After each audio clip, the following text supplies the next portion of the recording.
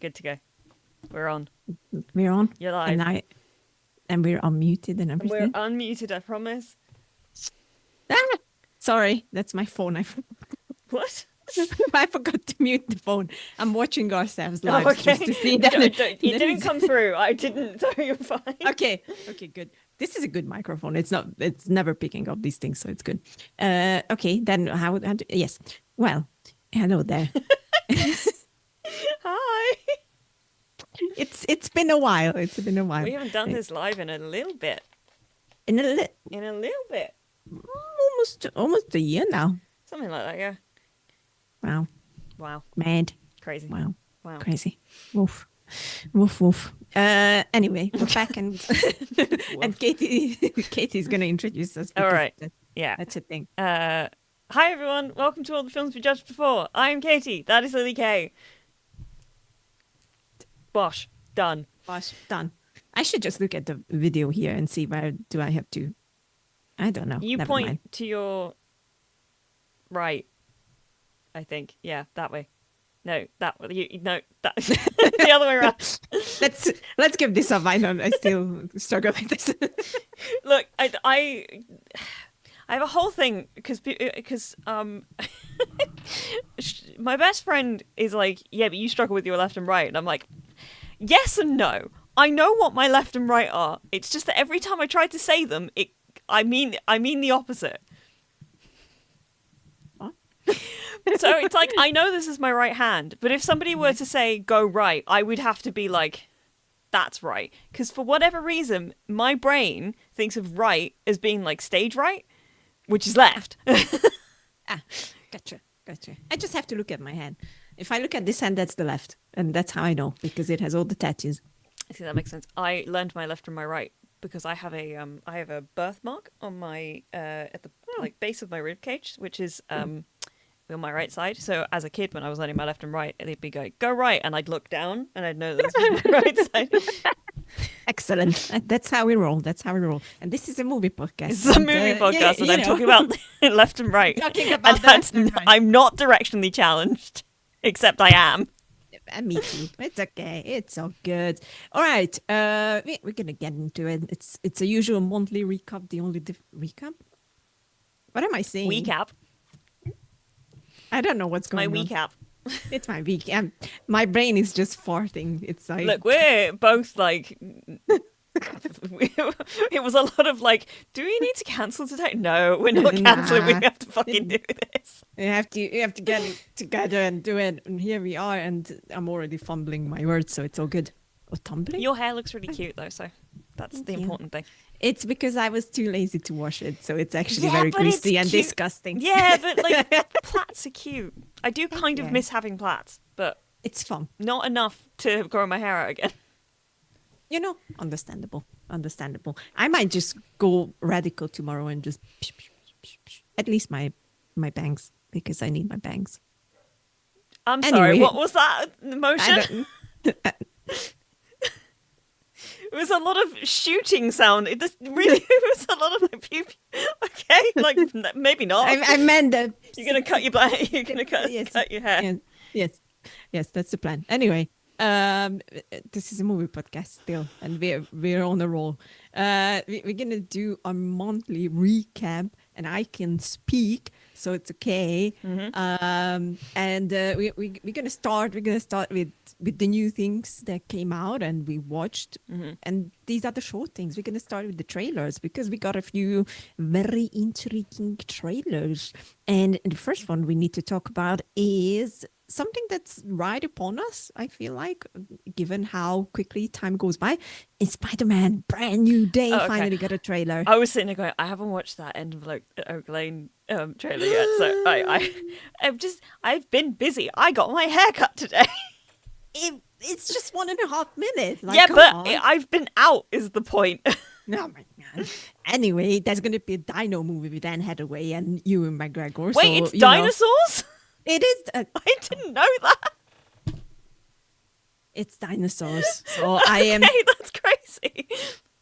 I'm stupidly excited, obviously. Well, yeah, that makes a lot of sense. I thought it was aliens because people were talking about it in like the same like breath as Disclosure Day coming out this year, and obviously Project Hail Mary, which we'll be talking about. Also, my background doesn't reach the entire way because for whatever reason, Zoom has decided that I'm only allowed in HD mode now because Lily's only allowed in HD mode now, and HD mode now is actually wider than the version I usually use, which is not wide enough for my green screen. So he's kind of hanging out to the side, and you can just kind of ignore the amorphous like void. I don't see anything there. It's yeah, like well, blackness. that's what I mean. Okay. It's the rest of my room It's in okay. the void. It's okay. We can ignore the void. So yeah, there's gonna be a Dino movie coming out, Yeah, I'm very excited. Destroyed the flow of conversation. It's okay. That's how we roll. I look forward to seeing the trailer because that sounds really interesting. But yes, Spider-Man. Spider-Man. I'm like, I was blown away by that trailer. I'm gonna be honest. I was like, yes, like this is Spider-Man. The thing that a few people seem to be complaining about, which I think is one of the greatest shot that they ever put into the Spider-Man movie, is when we see into his mask, and People don't understand what filmmaking is anymore. The idea you have to use impossible shots to evoke a mood and not a physical place. Camera does not always have to be a perspective, like a physical perspective that you could actually be in. In fact, it's more interesting when it's not. Exactly. Like, what the fuck do you think happened when they were recording Iron Man being in the mask? Like, are you thinking that they put like a little... oh my God. I was flabbergasted when I saw all those tweets and threads and whatever we'll be using nowadays. And I was like, Jesus Christ, people just don't know how cinema and movie making works anymore. And they shot so poorly for so long. Nobody's... Anyway, it's gonna have Frank. It's gonna have Frank, which is great news for me because I love Frank. Did you see somebody complaining about the fact that he's not going to be in season 2 of Daredevil? And they were like, "What do you mean he's not going to be in season 2 of Daredevil?" He was literally filming Brand New Day, and also the entire that Punisher like one shot thing. Yes, he didn't have time to turn up in Daredevil. I don't know if you know this, but there's like a time constraint on like human lives and the amount of things they're actually able to do in a day. Yeah. So, don't be surprised, guys. He's going to be in a big movie and a smaller movie, which is And great. he'll be in season 3, let's be real. Yeah. And who knows, given how they lie between their teeth, he might show up in season 2. I wouldn't be surprised. I wouldn't, maybe if he like a little bit, but yeah. Yeah, maybe at the end or something. Who knows? I'm still on team Foggy's alive. I know they keep saying he's dead. I don't believe him. Foggy is dead. Nope. Like, yes, he is. I'm like, come on. If they bring him back, it's like it really is a problem for Marvel at this point. I think, like, you can't just keep your characters dead. It's like, come on, what are we doing? Usually, I would agree. In this one specific instance, of course, because it's Foggy. Girls on the Copium. Yes, because it's Foggy. I know. But anyway, yes, Daredevil also has started. Yes, I haven't watched it yet. Yeah, me neither. I still haven't. You haven't finished the last season. episode. I don't think from what I can tell, you're probably not even going to enjoy much of this first episode anyway, because there's a lot of Matt and Karen stuff, and I'm not even a huge fan of that either. But like, yeah, I don't know if I want to watch it, to be honest. I might just wait for the whole thing to drop. And see, I mean, then it's on my side. I did it. Foggy revival. No, Tinette, that's not true. Foggy revival. He's fine. No. He's dead. He died. It was a very sad moment, but it happened. So, let's leave it at that. Anyway, yes. What are we talking about? I'm so confused at this point. Spider-Man, yes. Tom Holland is back. Zendaya is back. Everyone is back. My favorite thing was post-trailer seeing the number of videos of people reacting to the trailer being like, oh my God, he's miserable. We did it. Peter Parker is depressed. We got to the point. And how interesting, because I've seen people like talking about this online of what the mutation is going to be and what's happening to Peter. And they are definitely tapping into things that haven't been done in live action Spider-Man. So it will be very interesting to see where they're going with it. Also, there's that one shot when he's fighting with the hand, where once again, they always do it with the Spider-Man movies. It's so clear that he's not the only one there in that shot. Well, is it the one where he breaks the sword? No, it's the one when he's jumping down. Oh, right, yeah. And the one where he's breaking the sword, there's a lot of people saying that he's going to have extra legs in that scene and that they've edited them out because of there's some run where he like grows extra like actual spider legs out of his back. I believe it's meant to be, that's kind of the vibe, but like somebody was saying that he's meant to have, because they're doing the whole organic webs thing, and apparently this is like in reference to a very specific. I don't know anything about comics. I don't read them. That's not my area of expertise. So I am just repeating things I've seen on the internet, and as we all know, the internet is an extremely reliable resource. Yeah, sure. Yeah. I don't know how I feel about that. Well, yeah, I believe it's meant to be a little bit body horror, which honestly, I don't mind. I don't mind it if it gets a little fucked up. Yeah. Okay. Could be fun. Could be fun. Okay, fine. It could be fun, to be fair. We'll see. We'll see. I'm very, very excited. We didn't see anything of Say the Sink, although people are trying to guess that maybe she's going to be none other than Jean Grey from X-Men. People seem pretty sure that shot of the person in the hoodie from behind. That's one of the guesses, yes. Yeah, honestly, if that's her, I'm very excited immediately. The idea of her being in it and being kind of like a freak and a little bit evil. Very exciting. Yeah. I don't think we're gonna get anything close to the Sinister Six, but it's definitely more villains. Villains. You're doing great today. Good job. Thanks. Yeah, I'm on a roll. But yeah, we're gonna see. I'm very excited. I'm a Spidey fan, as always. Wait, very, very sweet. Where is he? Where is he? Don't pull your arm off. He's here. He's chilling here. So I'm always gonna be excited for anything Spider-Man. So I am very excited for this. I still think Tom Holland is doing a great job. He is. And I like to see a depressed Peter Parker. We all like to see a depressed Peter Parker. It's his natural state. Yes. I feel very bad for him still. Like I think what happened at the end of No Way Home is still one of the most heartbreaking things. It's like just everyone forgetting about you, but you know everything and you remember everyone. It's even the thought is like, kind of depressing in itself. So yes, now I'm blinking on what was the other one that we talked about. It was something else that we sent in the group as well. Do you want me to go have a look? Yes, please. I'm so confused currently. I was like, what? I remember very vividly of Spider-Man, obviously, but there was one more thing that just recently they released the trailer, and it was actually quite good. Ian sent the did we? Oak Street thing, right? Yes. And then yes, I remember this that. Is great podcasting content. It is fantastic. Don't know why. Oh, Spider-Man. Of course. But you sent the Mole one. Is that what you're talking about?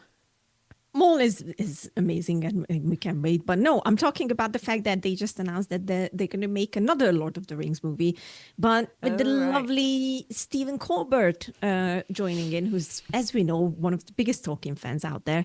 And we're gonna go back, kind of, in a way, to all the story that they didn't use in from the first book, basically, because there are like a big chunk of chapters that were never turned into film, which it's more of the slower chapters and more of the build up towards the Fellowship of the Ring, basically. But it seems to be very exciting, and this comes after the announcement that Hunt for Gollum is already filming, and it's an active work in progress with the lovely Andy Serkis, who's also directing, not just returning as Gollum. And now we're gonna get a new Lord of the Rings movie. And the funny thing is, I don't know. They kind of let out a description of what the movie is going to be about, and it mentions that it's going to have Sam, Mary, and Pippin. So hopefully that means that we're getting back the old cast, because they're going to be, the age, or it plays kind of after Frodo left. It said it was after Frodo's death, was what I saw. Death? No. It said what I saw was death. And which I was like, okay. What? Yeah, nah. I don't know. Again, I've said this before. I don't know that much about Lord of the Rings. I saw all the Hobbit movies, and I have seen all of the main Lord of the Rings movies, but they're not my franchise. I don't know that much about them, comparatively speaking. But I know that Stephen Colbert knows about them. So I'm kind of like, sure, if anybody knows what they're gonna do with something, I reckon it would be Stephen Colbert. Yeah, I would think so as well. I think we're in good hands. I will be hopeful about this. So yeah, those were the big ones, the big news about, and they obviously, like, we're not going to talk about it in detail, but they released the Moana live action trailer. We finally saw The Rock as Maui. I'm sorry, I can't get over the fact that, like, I mean, he looks insane, but also they got rid of his nipples. Like, they de-nippled the man. It's no longer PG, I guess, if he has nipples. I don't know. It looks about as flat and dead as everything else that they've made in the past few years. Which I just never going to understand. Like, in some cases, I would say it makes sense to make it look darker and grayer and whatnot. But like for a movie like Moana, which was so fucking colorful, and then you take the colors away, I'm like... I'm convinced that over at Disney, they have... They hire like colorists who know how to do their job, and then they go, we want this filter, and they go, but that's going to take away all the color, and they go, just fucking do it. Yeah, do it. Do what we tell you. And then they all cry. It's insane. But what I don't understand is that it has been a feedback for so long that we fucking hate it, and where are the colors and whatnot, and they don't care. Changes. Nobody cares. Nothing changes. Like, someone thought that, oh, this is cool. It looks cool. People want the darker things. And okay, so now it just stays and never changes. Like, what the fuck? I'm so tired, dude. I've spent the past couple of days just getting annoyed at the way that, like, executives make things without, like, anybody's, like...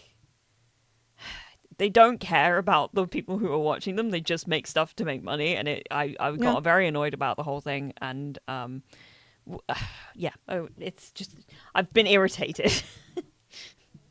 Fair enough.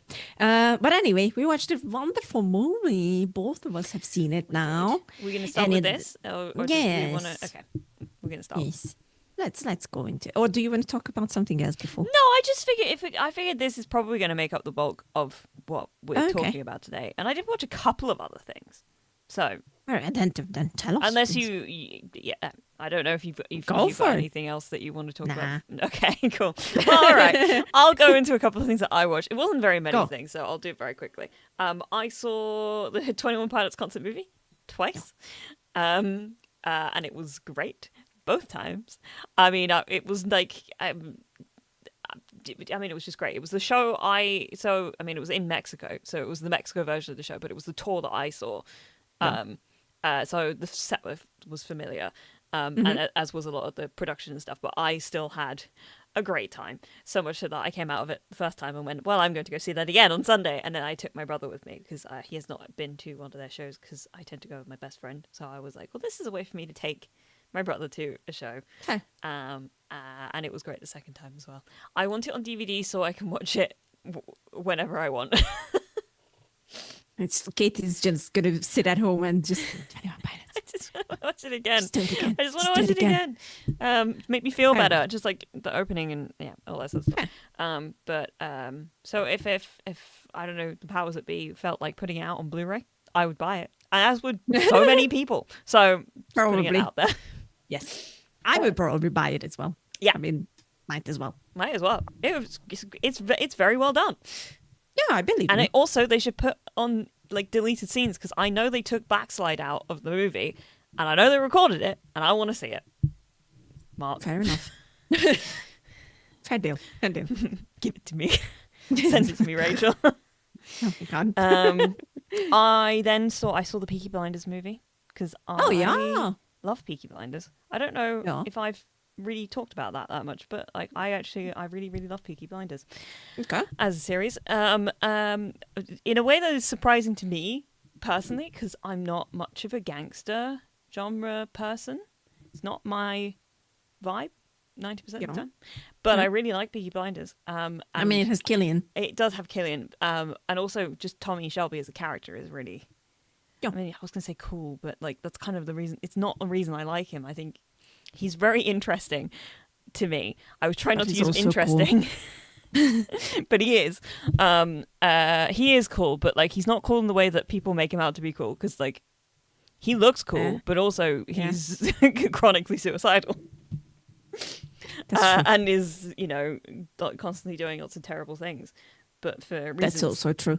But I was not a big fan of the way that they ended the series. I could see what they're going for, but I don't think anyone was, to be honest. It was a lot of like they've said before they wanted to do another series before they wrapped the show up, but then dear Helen McCrory passed away, and they had hit COVID, and it was a lot of like.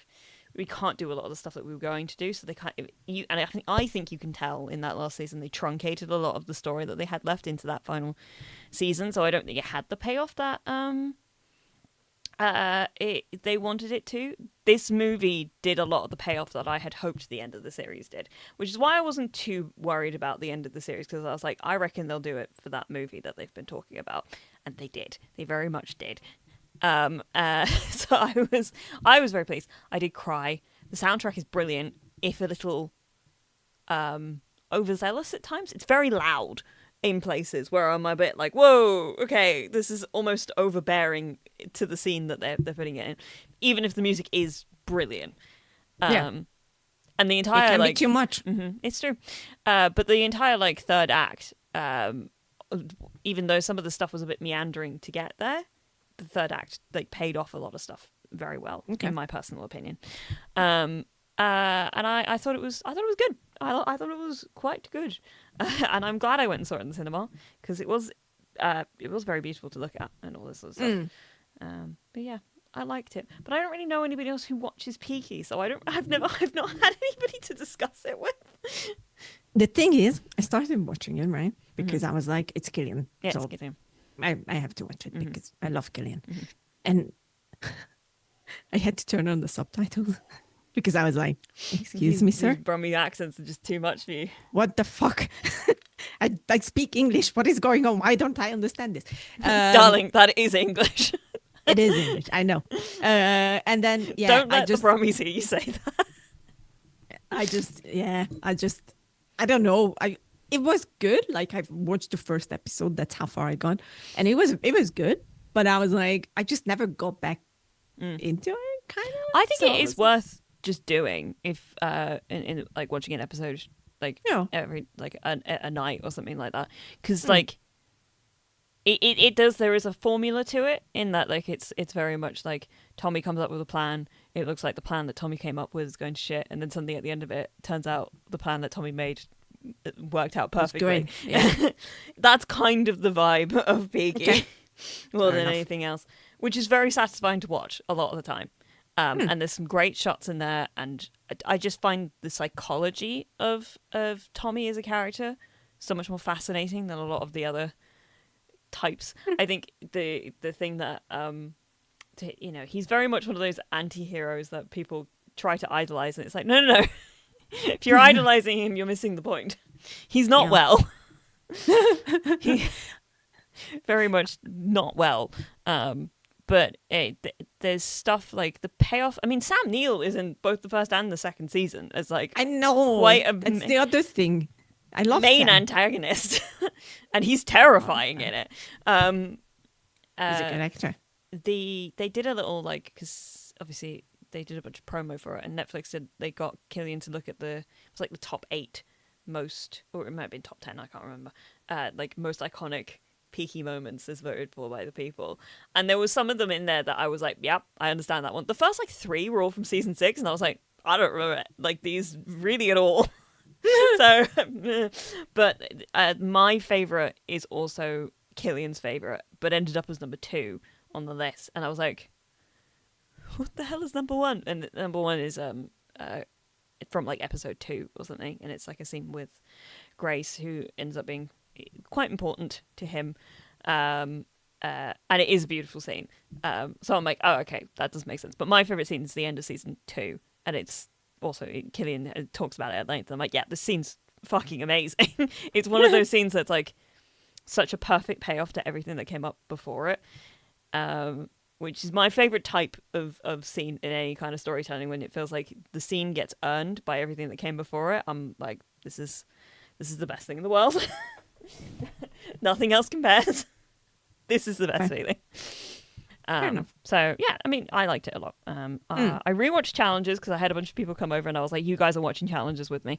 So we watched Challenges and they all loved it because it's a great movie. And every time I watch it, I'm like, this script is so well put together. Everything about it is, like, technically speaking, phenomenal. It is exceptionally well paced. Nothing is out of place. I know you don't like it that much, but like as a piece of writing, it's fucking brilliant. I'm not arguing. I just never vibed with that movie. I was like, okay. Did I finish it? You did. Oh yes, I did. I don't know if you didn't, then you missed the best scene in the entire movie. No, I did finish it. Yes, I did. Because the ending is the best part of the film. I'm not arguing. But yeah, okay. Anyway, I've seen it like 5 times at this point, and every time I'm like, I'm this not is surprised. just a great movie. The soundtrack is amazing, and I'm still annoyed it got a shout out of the Oscars back in last year. It was last year. At least for soundtrack. Was it? Yeah, well, it came out in 2024, so it would have been in the Oscars last year. Yeah. Fair enough. But like, it should have been at least nominated for soundtrack. In the fact that it wasn't, is a crime. It's just a crime. Fair deal. Decided. Fair deal. Yes. And then I watched, even though I told you that I didn't think it was coming out until April, it in fact did come out. So I went and saw Ready or Not 2. I'm gonna cry. How was it? Tell me now. It was fun. I enjoyed it immensely. Is it as fun as the first one? I would say it's about on par. Okay. It's good. it's kind of more of the same, you know? So if you like I feel like it's like if you like the first one, you'll probably like the second one. Great. Then I'm gonna have an excellent time because I fucking love the first one. Samara Weaving is amazing. Every time I'm like, you are the... When is she not? But like the screen queen of all time. Like, wow. Just the most incredible pipes on that woman. I have no idea how she does it. That would have killed my voice. I don't understand how she still has one. And it's like, I can't even describe it. Like, if you guys haven't seen Ready or Not and haven't heard the iconic scream of Summer Weaving, like, please check it out. Just the scream, even. Like, you don't have to watch the full movie if you don't want to. But you should. It's fun. But you should. It's really fun. But my God, it's like, you can't even describe it. It is primal. Like, it's incredible. Just awesome. She really is a scream queen. Yeah. Easy. And for those of us who have been watching The Pit, Sean Hattersley is surprisingly present in the movie. Like, I knew he was in it, but like, he's like the main antagonist of the film. Oh, and he's brilliant. He's like such a giant piss baby, and it's honestly great. I like that. How much is Elijah Wood in? He's in it. He's kind of an omnipresent figure, okay. So he'll pop up in a scene every now and then, but he does everything that he needs to very well. He's just like a fun sort of like observing character, basically. Oh, I like that.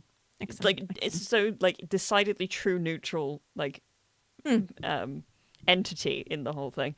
Fair enough. I'm just, I'm definitely going to watch this in the cinema because one of my biggest regrets is that I haven't seen the first one in the cinema. And I will forever regret that because I did have the chance to watch it in the cinema. I remember seeing it on the list and I was like, I don't know what this is. So I just went ahead and watched something else. And I don't know, a few months later, I watched it at home and I was like, fuck. I only watched it a couple of years ago now, at home, just because like it had been one that people had been talking about a lot, and I found it was on Disney Plus, and I watched it, and I was like, that was about what I expected it to be, but the ending was still fun as hell. So fun. Like I kind of guessed that that was where it was going, but I was still like, Yeah. that was still worth it. It's still fully worth it. The entire movie just pays off so well. It's like, yeah, and I love the humor. Like it's that very good type of dark humor that I very much enjoy. I'm like, I think it's one of those things where it could have felt very repetitive in the fact that it's like round two, and they do it again. But I think the addition of her sister in it actually works very well. It's a very clear like through line, and I mean, it's not like doing anything particularly revolutionary with that storyline. It's everything you would expect it to be. Yeah. But as like the fact that it's not just her again, there's somebody that she gets to like bounce off of and have like a different like side of a conflict with, does add an interesting dimension to the whole thing, which I enjoyed.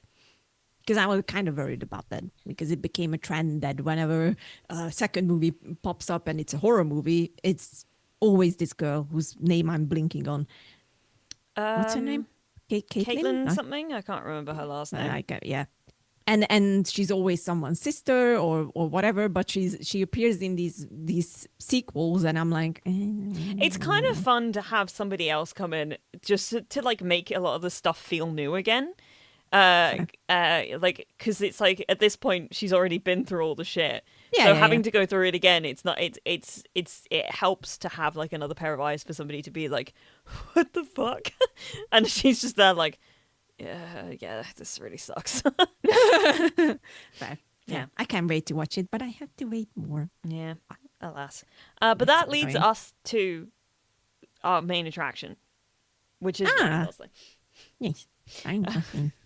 And I love the fact that I didn't know this because I haven't been watching too many interviews around Barbie, but I love that Margot Robbie kept reminding the world that he's young Hercules. And I want to remind you that Ryan Gosling is young Hercules. And it's the best thing ever, because that's where I saw him first. And I was like, I don't know, 13, 14. And I remember that literally all of my schoolmates had a crush on young Hercules. And look at him now. Look at him now going to space and everything. It's crazy to me because like this this press cycle, people have been pulling up the like, they've been turning around and being like, Ryan Gosling is at his best when he's doing comedy, and I'm like, bitch, yes, I've been literally been saying this for over a decade. Yeah. Like, you're not special for noticing this now. Like, I'm aware of this. I've known this since I watched both Crazy Stupid Love and The Nice Guys. He's just so good. So like, I don't know, delivery, everything is just like, and I love that he always breaks at the SNL sketches. It always gets me as well, especially Close Encounters. Please watch those because those are the best ones with him. But anyway, Project Hail Mary. Project Hail Mary. It, and it's finally out. And if you haven't seen it, what are you doing with your life? Go and watch it. That's our review. Goodbye. Okay. Anyway. No, actually, I do want to, before we go any further, I do want to say, if you're somebody who's like, oh, I don't really go to the cinema that often, but I do like to make it like a special thing when I go. If you want to see something special, do see this, but try and see it in IMAX. Because it's the first time I've ever gone to see something and gone, I needed to see that on a bigger, more intense screen. Because this movie's so visually stunning, it actually makes me like slightly angry. It's so beautiful. It's so like impressive the way that they've made it, because it's like, it's not like they're going around being like, there's no special effects. There are special effects, but there's no blue screen. They didn't do it on a blue screen. They didn't do it on a green screen. They did a lot of it in camera, which is crazy. It's like, it's insane. Everything that I get mad about thinking about the way that people don't care about the way that they make stuff, this movie cared about the way that they made stuff in every way, shape, and form. And I'm just really happy with the way that it turned out. Yeah, it's truly is.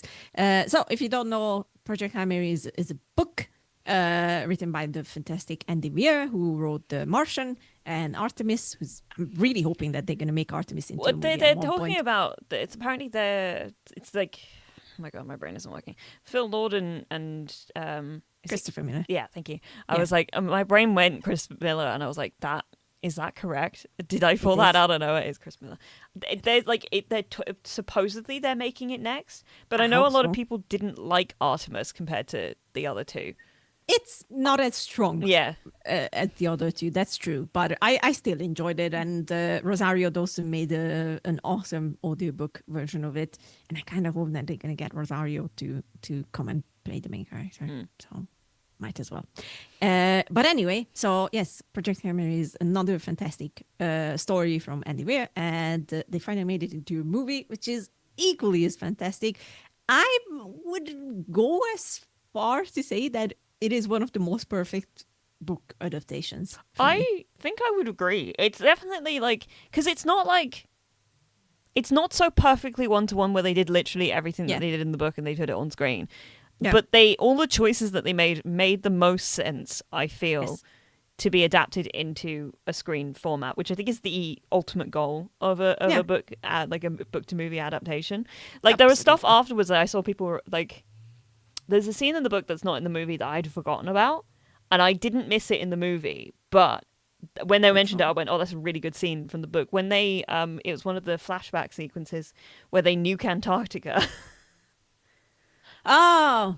Oh. Which Yeah. apparently, I think I saw an interview with Drew Goddard where he was saying that of the 10 things that he wanted to get from the book, it was like the only one that they didn't put in, but it didn't quite fit didn't really fit anywhere within the narrative for it to like make sense. Because so in the book, they basically bomb Antarctica in order to slow down the rate of cooling on the planet, in a way that is honestly kind of genius. But like, I can see why that didn't fit in the film Yeah. as like, and everything I've heard mentioned from people being like, "Oh, I didn't put this in." I'm kind of like, yeah, I'm not missing it too much though, because the heart of the movie's still there. So it's like, Yes. Yes. Absolutely. Like I think they grabbed the most important things, which is the hardest part in adapting a book, especially when you adapt it into a movie and not a TV show. Of like, okay, what are we gonna pick out? What are we keeping? What is something that we can just be like? And a lot of adaptations suffer from that Yep. because that choices sometimes made in a very interesting way. I think Let's put it that sometimes way. people make choices because they recognize that something's not going to quite work, like translate properly, but then they Yeah. forget about the context in which it existed in the book in the first place, and they don't fill the void that thing being taken out, Yeah. it gets left. Yeah. So there's the occasional implication of, I mean, well, it's one of those things that I found frustrating about Wicked for good as a movie, is that some of the things that they changed in the movie in compared to like the second act of the play change a lot of the implications later on, which I found actively frustrating because I was like, that okay, I can see why you did that, but it does actively go against some of the other stuff that you've got going on and makes things that you pay off later less effective. But we're not going to go into that again because I've said my piece on Wicked for good many times over, and I'm not doing Yes. it. I'm not taking up the time. We are going to try and keep this episode to about an hour and not over. Yes. But I found, yeah, there were a couple of things afterwards where I was like, there was nothing that I went, I got annoyed about the fact that they didn't put it in, but there were a couple of things that I thought about afterwards and I went, oh, that would have been nice to put in, but it's not really the end of the world that they didn't, kind of stuff. Though, right this second, I could not tell you exactly what they are, which is the other thing. It's not like, these were not like huge plot points, I guess, that, but they, every once in a while, somebody would bring something up on online and I'll be like, oh, that's true. That was a good part of the book, but like, it's not the end of the world that they didn't put it in, kind of a thing. Someone made a video. I haven't seen the video itself, but my mom, who has not read the book, now he's going to go watch the movie. She watched the video, and the video is the top 10 things that didn't make it into the movie, but could help you understand of like what's going on. And the girl apparently warns you that it's full of spoilers, obviously.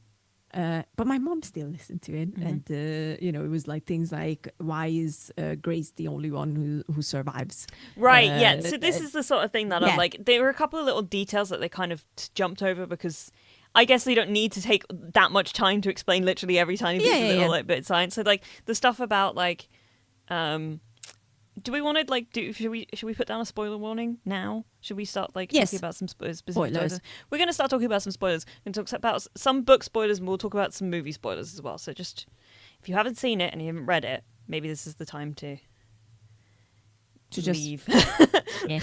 But we will still be. This will be on podcast streaming platforms later.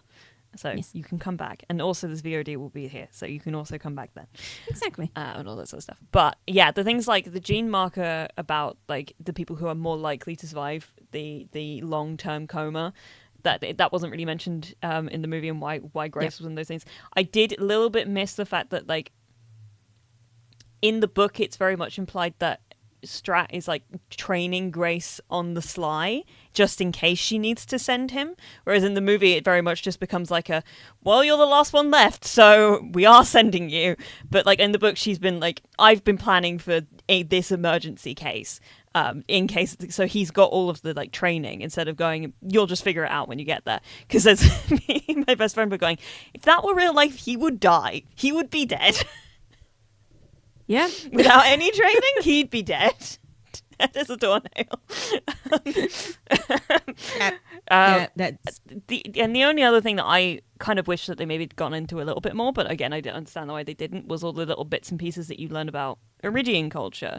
Like the things about like the way that like stuff works over there, like the stuff about like how they communicate through song and like have these councils where everybody comes together and they just basically unionize, and they that's how they come up with ideas and all that sort of stuff. Because I feel like that explains a little bit more on why they jumped straight to being able to do like space travel but didn't learn about like relativity or radiation or all that sort of stuff. So they were able to like be very smart in the construction of things but didn't have the long-term time to like understand how the universe worked. And then there's all the stuff about how their planet is like, how it's structured and how it's like very argon based atmosphere, and it's like the atmosphere is extremely heavy compared to Earth, so they just like never had any radiation come through the atmosphere and stuff like that. It's all those little pieces when you read the book, it's like, oh, this all comes together very well, but like after, if you see the movie, you don't necessarily need them, but they do add a little bit of something if you know them. Yeah, I guess so. But, you know, I watched it with someone who never read the book. Right.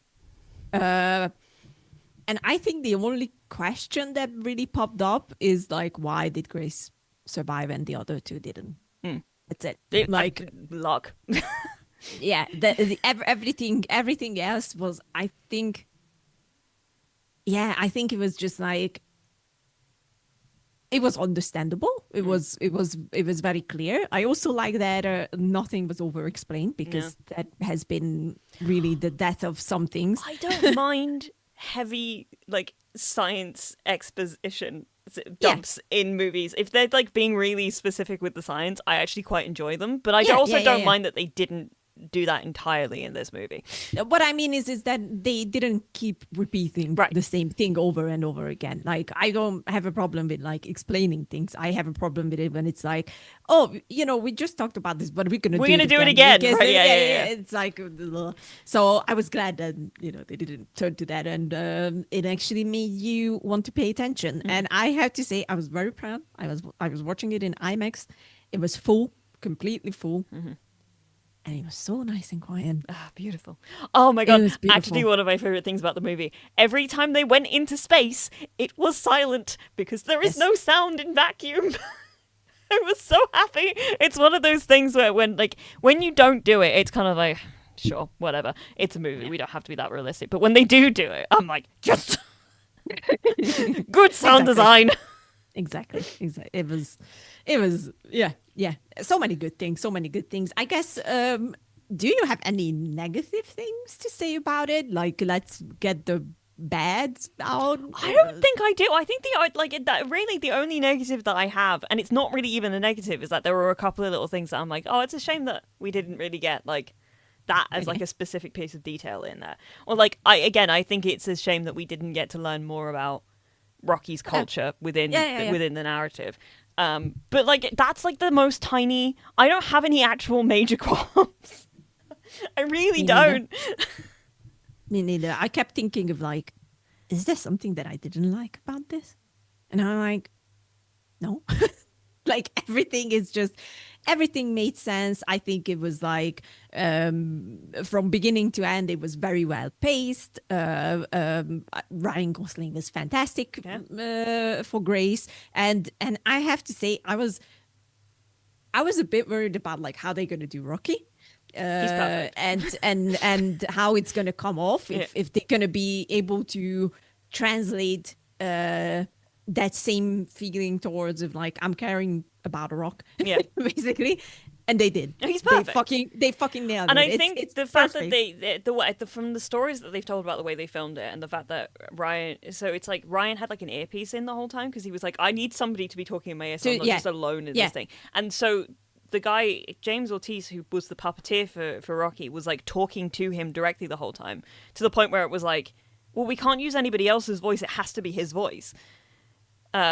It's the only thing that makes sense. So it's like it is perfect. I did love that little line when they're picking his voice and they're just like That Meryl Streep can do anything. yeah, it's true. It's true. We all know this to be true. It's true. But She can. She can do anything. she can do anything. That's true. Yeah. Yeah. It was just Okay, yeah, anyway. I really liked that whole thing, and it was really I liked the design of everything. The Hail Mary was fascinating to me because when he woke up, my first thought was, "Wow, that place is way bigger than I thought it was going to be." Like in my head, it was like the whole thing was way smaller. But then as they were going on, I was like, actually, this place is not as big as I think it seemed initially. It's still bigger than I thought it was in my head. I also had it's really interesting listening to Andy Weir talk about things because he describes the way that he writes stuff in a very similar way to the way I find I start describing things when I write stuff, where I'm like, I don't actually have a solid picture of what this looks like. I just kind of have an idea and a vibe that I'm going for. So there wasn't really a tangible sense of what the Hail Mary looked like. So making that into something, it means that you can kind of adapt it in a way and all that sort of stuff. But it was really fascinating to be seeing, like, in my head, and this is so specific, the beds were like in a triangle. Okay. So it was like a round room, and the beds were like on bunks, like on each sort of side, essentially. And so when they opened up the movie and they were like on top of each other like this, I was like, that is nowhere close to what I thought that was going to look like. But I'm sure, whatever. But like, I'm also not the best at like envisioning things. Again, I am very, what's the word I'm looking for? Like, abstract when I imagine things. Like I have like a notion of what I feel like it looks like, but I'm not like, this is exactly what it looks like. I know exactly where everything goes, kind of a thing, which works very well for this sort of thing. So if he's describing it in a certain way, I can make up my own mind about it, and then like we're all just like, this works fine, I guess. But so it was just when they started showing the Hail Mary, I was like, this place is so much bigger than in my head. It was tiny, like really small. Sorry. Which doesn't make sense because there's a full lab in there, so it has to have some space. It needs to have some space, yeah, exactly. Say things so I can die. Yes, say things, but don't die. That's not fun. I don't want that on the podcast. And I don't want you to die anyway. So well, thanks. I just inhaled stuff and it went down the wrong way. I know that happens, unfortunately. Anyway, yes. It's blinking. It really was. It really, because I keep saying this and I want to say it on the podcast as well, that it really, really brought back my joy for cinema or going to the cinema.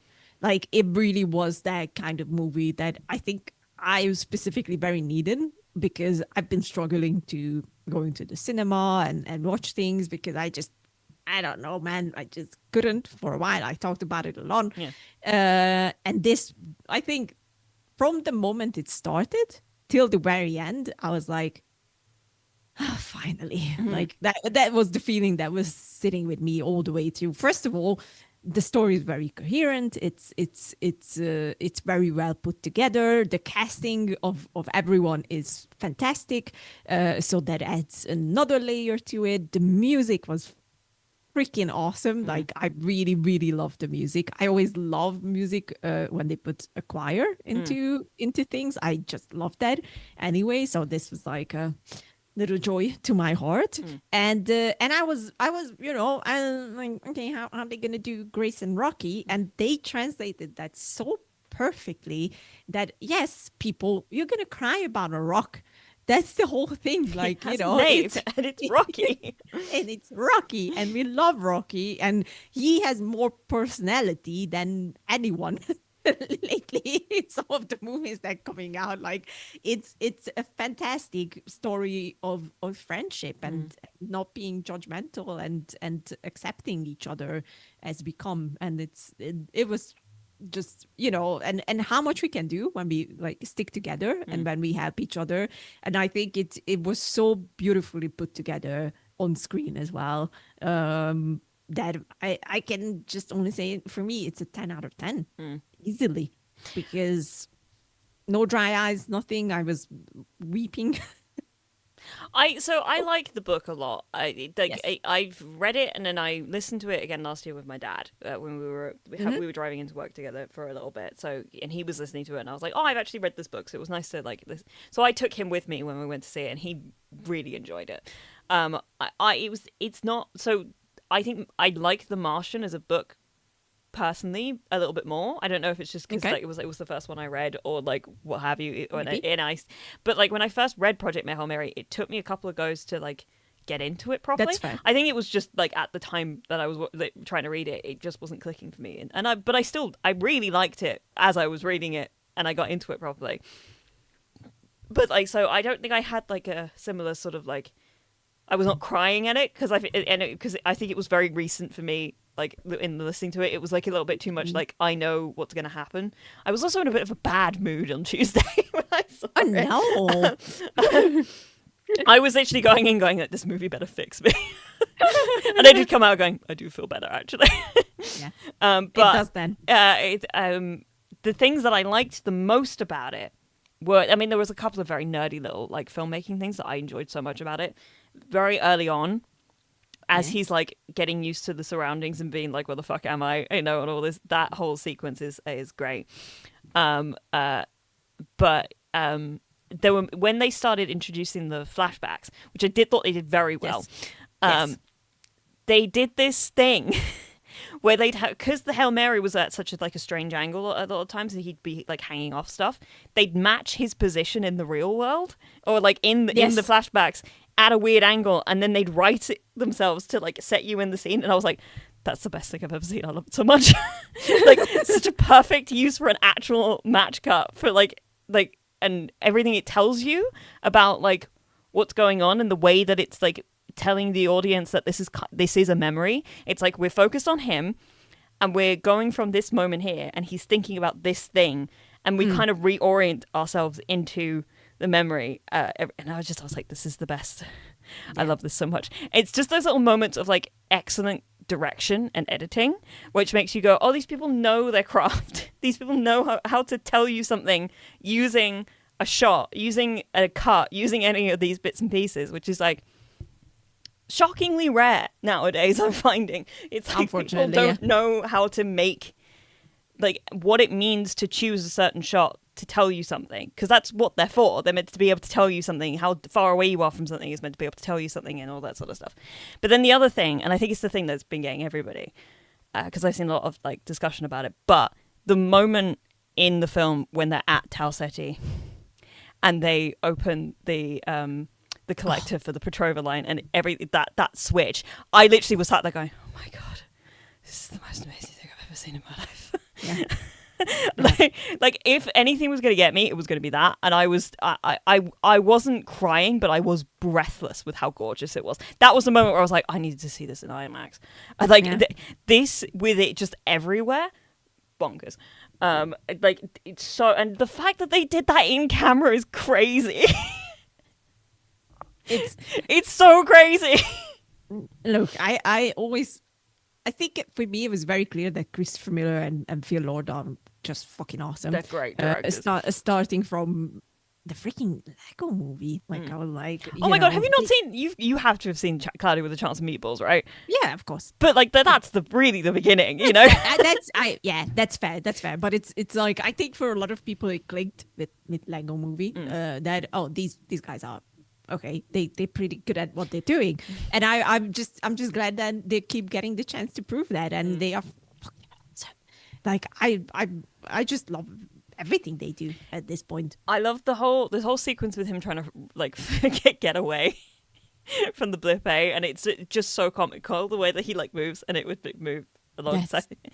And I was like, this is so peak all of the comedy in Cloudy with a Chance of Meatballs. Like I was like, this is the moment I was like, that is these are the same people. That's the same like what's the word I'm looking for? Like discipline. It's the same. It's very much the same. Like these are the same people. I should watch Cloudy with a Chance of Meatballs again. That movie is fucking brilliant. It's so good. Oh my god, I love that movie so much. The second one as well. There's a leak in the boat. Flintlock wood. It's great.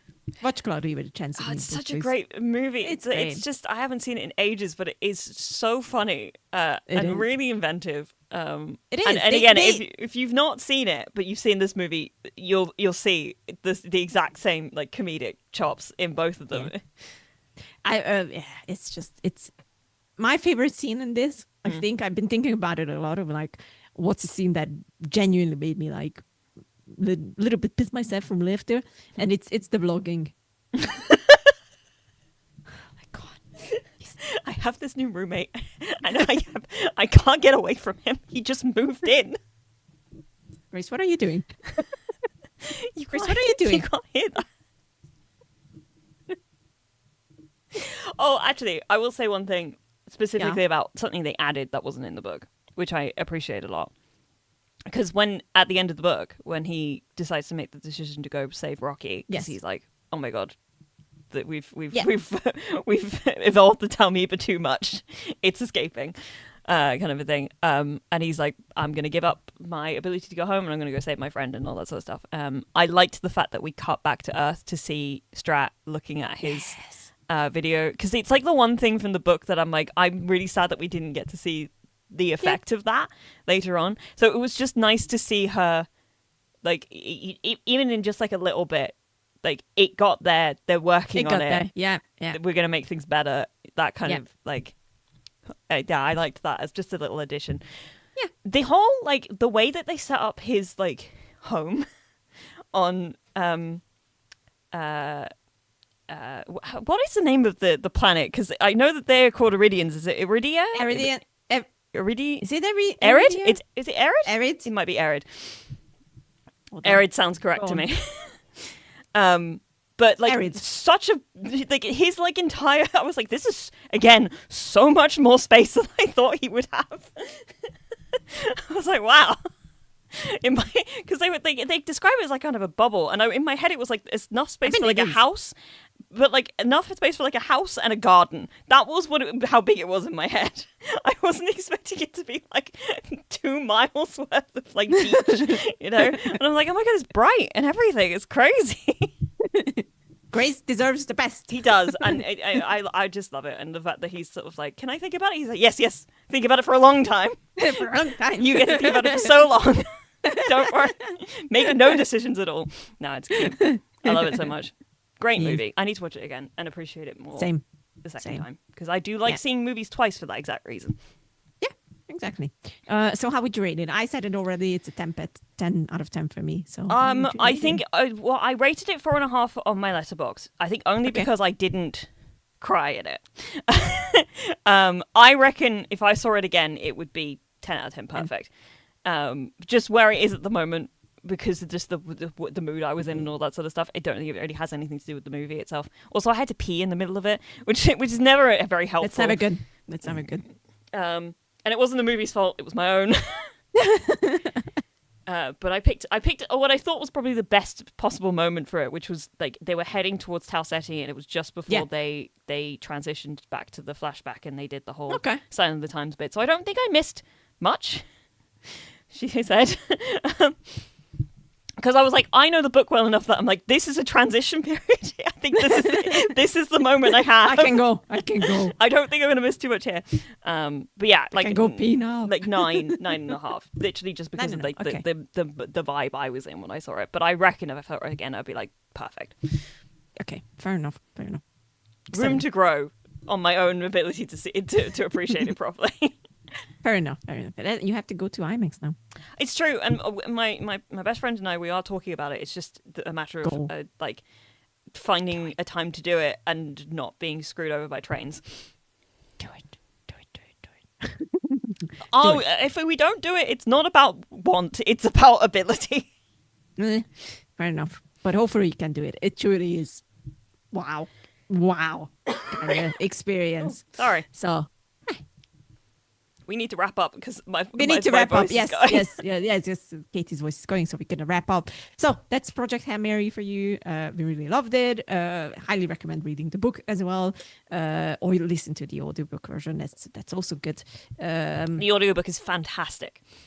Like the guy who does the audiobook is brilliant, and he cold read the whole thing. So like he comes up with all these voices on the fly, and you can kind of tell when like certain moments like get to him and stuff. And he's like so beloved to the whole process that he's one of the voices that they try out in the sequence where they try to pick one of the Rocky voices. Yeah, that's cool. It's a great audiobook. So go for it. See, if you're not big on reading, listen to the audiobook. You'll get so much out of it, I promise. Yeah, and we're gonna be back next month, at the end of next month, with the next recap. I don't know what we're gonna talk about. If I have to guess, probably gonna mention The Boys because that's true. I will the final season coming. Have seen the drama by that point because it is out in April, and I do want to watch it. So there you go. That's another one. Mole is coming out in April, which I am very excited about.